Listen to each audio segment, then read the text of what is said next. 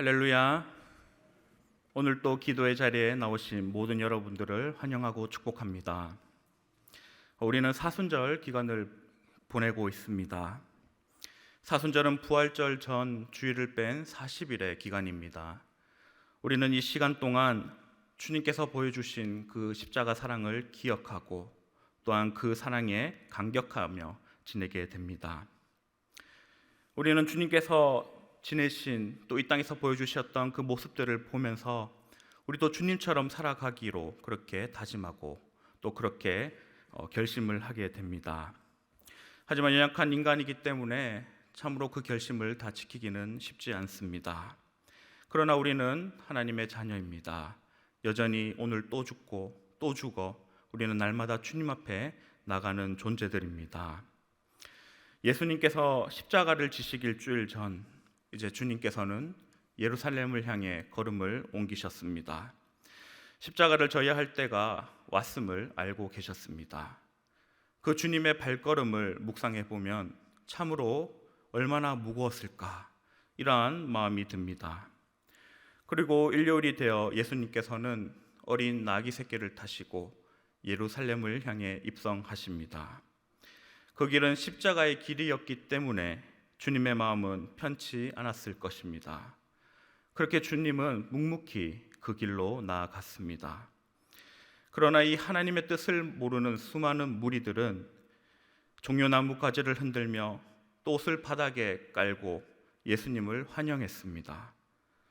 예수님이 자신들이 기다리던 그 메시아라는 확신이 있었기 때문입니다.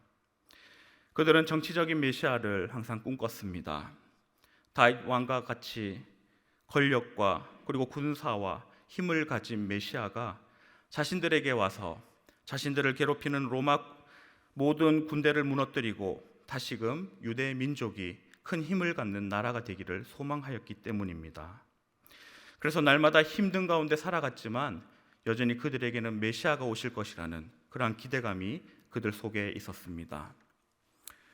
그런데 예수님에 대한 소문을 듣고 또 예수님이 행하신 그 많은 일들을 눈으로 직접 보고 그들 마음 가운데 이 예수님이야말로 우리가 기다리고 기다리던 메시아가 아닌가 그 마음을 가지게 되었습니다.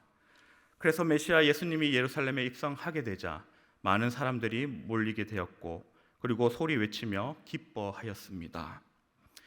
그 길을 가시는 예수님의 마음이 어떠하겠습니까? 하나님의 뜻을 모르고 그리고 그저 자신들의 뜻이 이루어질 것이라 그렇게 기대하는 사람들을 보며 또 예수님의 뜻도 모른 채 여전히 예수님 왕의 자리에 올라가실 때 한자리 해보려고 그렇게 다짐하고 있는 제자들을 바라보며 예수님의 마음은 어떠하셨을까요?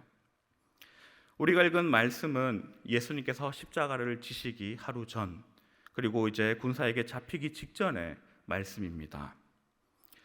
예수님께서는 곧 잡히실 것을 알고 계셨습니다. 또한 십자가를 지심도 알고 계셨습니다. 그렇게 떨리는 마음으로 지금 간절히 기도하고 있습니다.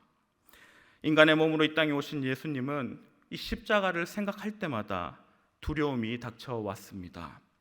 비록 하나님의 뜻을 알고 있었지만 앞으로 당할 그 고통, 고난, 그리고 죽음, 또 사람들의 조롱, 그 모든 것들을 생각해 볼 때 결코 쉬운 길만은 아니었습니다. 그래서 예수님의 마음 가운데서는 이 십자가를 피할 수 있는 방법은 없을까? 그러한 마음까지도 들었던 겁니다. 그리고 오늘 읽은 42절에 예수님께서 이렇게 기도하십니다. 아버지여, 만일 아버지의 뜻이거든 이 잔을 내게서 옮기시옵소서. 예수님께서 이 잔을 내게서 옮기시옵소서 이렇게 기도하고 있습니다. 이것을 히브리어로 살펴보면 이 내게서 옮기시옵소서, 이 내게서 이 단어를 강조어로 사용을 하고 있습니다. 즉 예수님께서는 자신에게 부여된 바로 이 십자가에서 벗어나고 싶은 마음이 아주 간절했음을 우리에게 말씀하고 있습니다. 이 말씀은 예수님께서 십자가를 거부한다라는 그러한 뜻만은 아닙니다. 이 잔을 내게서 옮기시옵소서, 바로 이 말씀 앞에 뭐라고 얘기합니까? 아버지여, 만일 아버지의 뜻이거든 이렇게 기도하고 있습니다. 이것이 무슨 말이냐면 모든 것을 하실 수 있는 하나님 아버지께서 자신이 그 십자가를 지지 않고 다른 구원의 길이 있다라면, 그리고 하나님의 뜻을 이룰 다른 방법이 있다라면 이 잔을 내게서 옮겨 달라라고 그렇게 기도를 하고 계신 겁니다. 그만큼 십자가의 죽음은 인간적으로도 극한 고통이 있었고, 그리고 예수님에게 압박으로 그렇게 주어지는 잔이었습니다. 그래서 다른 방법이 있다라면 옮겨 달라라고 그렇게 간절히 기도하셨습니다. 그러나 인류를 구원할 방법이 바로 십자가에 달려 돌아가는 길밖에 없음을 예수님은 알고 있었습니다. 주님은 하나님의 그 뜻을 분명하게 알고 있었습니다. 그래서 이어서 이렇게 기도합니다. 그러나 내 원대로 마시옵고 아버지의 원대로 되기를 원하나이다. 하나님 아버지의 뜻대로 하시옵소서, 그렇게 기도하고 있습니다. 예수님의 이 기도를 보면, 그리고 주님께서 날마다 하시는 그 기도들을 살펴보면 예수님은 언제나 하나님의 뜻이 이루어지기를 위해서 간절히 기도하셨습니다. 주님이 가르쳐 주신 기도를 보면 아버지의 뜻이 하늘에서와 같이 땅에서도 이루어지게 하소서, 우리에게 이렇게 기도하라라고 예수님께서는 말씀하셨습니다. 기도의 자리에 나오신 여러분, 우리는 오늘 이 주님의 기도를 묵상하면서 어떻게 기도해야 하는지를 다시금 생각하게 됩니다. 주님께서는 땀방울이 빗방울이 되기까지 간절히 자신의 뜻보다 하나님의 뜻대로 되기를 원하기 위해서 그렇게 기도하셨습니다. 이 예수님의 기도가 오늘 밤 우리의 기도가 되기를 소망합니다. 우리는 기도할 때 참으로 많은 조건들을 달고 기도합니다. 하나님, 만약 이 문제만 해결해 주신다면 더욱 신앙생활 잘하겠습니다. 하나님, 만약 나에게 건강만 회복시켜 주신다라면 내가 주님을 위해 살아가겠습니다. 하나님, 만약 우리 자녀 합격시켜 주신다면, 취업시켜 주신다면 내가 예배생활 잘 하겠습니다.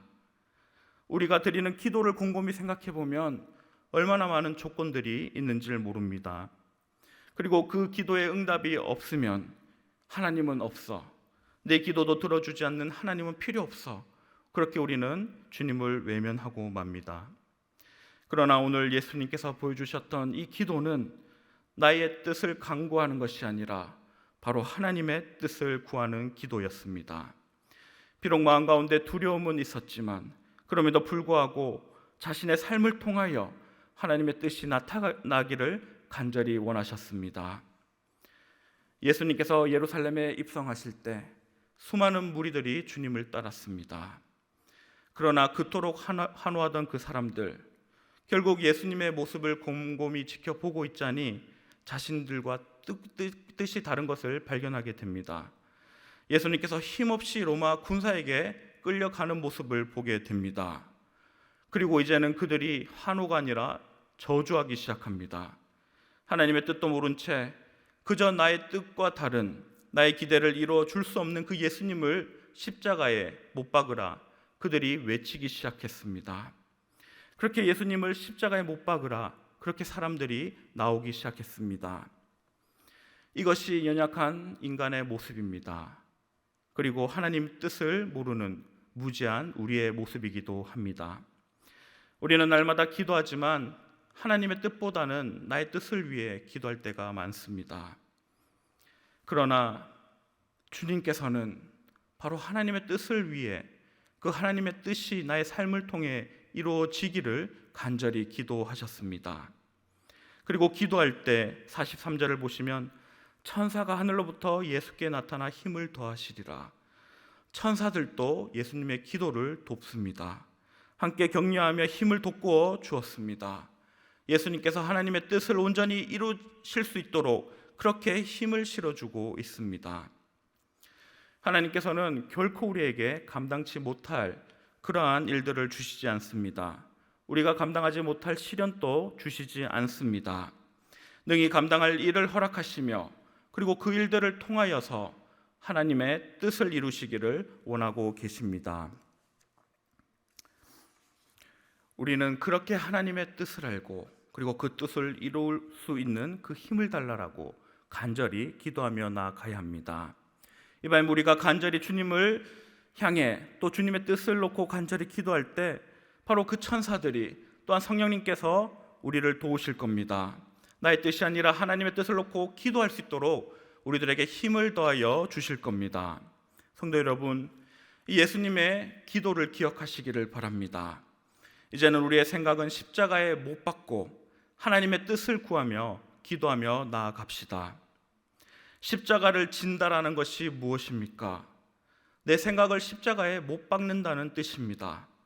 여러분, 십자가를 진다라는 것은 내 생각과 뜻이 아니라 하나님의 뜻을 구하고 그 뜻대로 살아가기로 다짐하는 것이 바로 십자가를 지는 길입니다. 이 십자가의 길은 결코 쉬운 길은 아닙니다.